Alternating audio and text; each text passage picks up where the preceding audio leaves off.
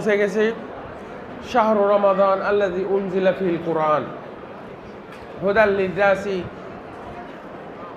ওয়াল ফুরকান।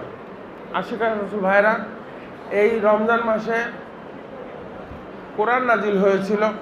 এই রমজান মাস মুসলমানদের জন্য পবিত্রতম একটা মাস।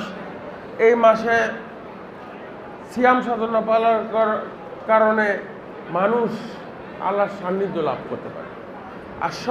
আস-সাওমু লি ওয়া আনা আজজি বিহি, রোজা আমার জন্য রাখা হয় এবং আমিই তার প্রতিদান।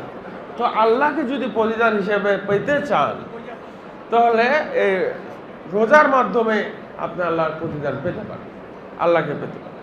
তো আশিক রাসূল ভাইয়েরা আল্লাহর সান্নিধ্য পেতে পারেন।